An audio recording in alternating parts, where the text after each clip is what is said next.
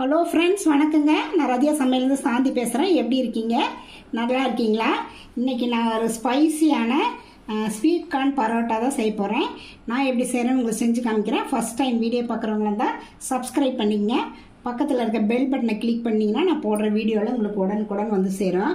வாங்க வீடியோக்குள்ளே போகலாம். கோதுமை மாவு வந்து 2 கப்பு எடுத்துக்கிறேங்க. 1 கப் போட்டிருக்கேன், இன்னொரு கப் இதில் ஆட் பண்ணிக்கிறேன். இது கூட வந்து பொடிசாக நறுக்கின கொஞ்சம் மல்லி இலை, அப்புறம் வந்து ஓமம், அதை வந்து இந்த மாதிரி கையில் தேய்ச்சி இதில் போட்டுக்கலாம்.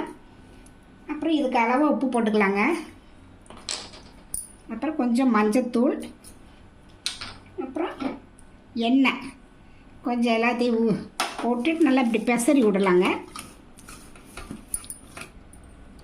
கொஞ்சம் கொஞ்சமாக தண்ணி ஊற்றி அப்படியே பிசைஞ்சுக்கலாங்க. சப்பாத்தி பாத்துக்கு பிசைஞ்சுக்கலாம். பாருங்கள், நல்லா இந்த மாதிரி பிசைஞ்சிடணும். நல்லா இந்த மாதிரி இருக்கணும் சப்பாத்தி பாத்துக்கு.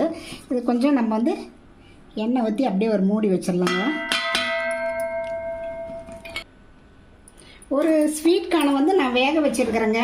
வேக வச்சு உதுத்தி வச்சுருக்கேன்.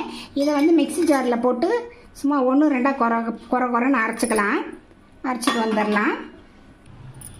பாருங்க, இந்த மாதிரி குறைன்னு அரைச்சிக்கணும்.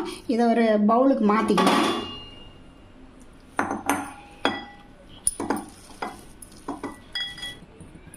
இது கூட வந்து நம்ம பெரிய வெங்காயம் நல்லா பொடிசாக கட் பண்ணியிருக்கேன், இது கொஞ்சம் ஆட் பண்ணிக்கலாம்.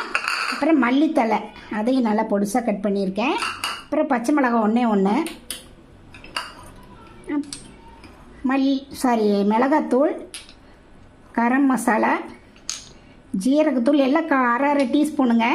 சாட் மசாலா மட்டும் 1/4 டீஸ்பூன், மஞ்சத்தூள் 1/2 டீஸ்பூனு, அப்புறம் கொஞ்சம் இதுக்கு அளவாக உப்புங்க போட்டு எல்லாம் பிசைஞ்சுக்கலாம்.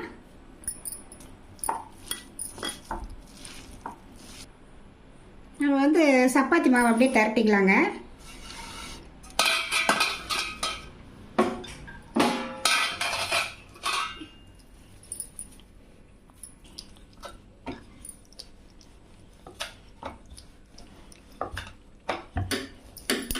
ரொம்ப சன்னமாக தேய்க்க வேண்டாங்க, ஓரளவுக்கு இந்த அளவுக்கு தேய்ச்சிக்கலாம்.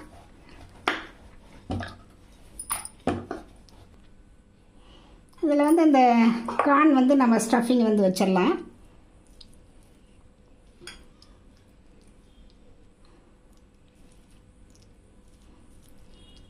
நம்ம இப்போ வந்து முக்கோண வடிவமாக இது பண்ணிக்கலாங்க.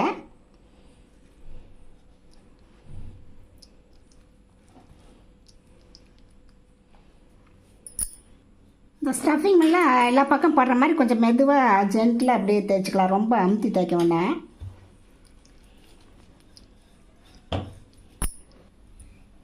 இந்த ஷேப்பில் எல்லாமே தேய்ச்சிக்கலாங்க.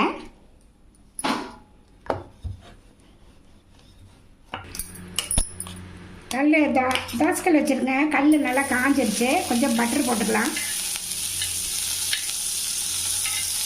சப்பாத்தி அதில் போட்டுக்கலாங்க.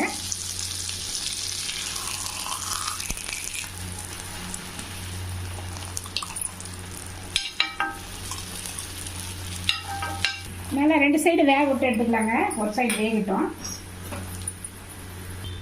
இப்படி திருப்பி விட்டுக்கலாங்க. 2 சைடு நல்லா வேகட்டும். பாருங்க, வெந்துருச்சுல. இதை எடுத்துடலாங்க. அடுத்தது நம்ம போட்டுக்கலாம்.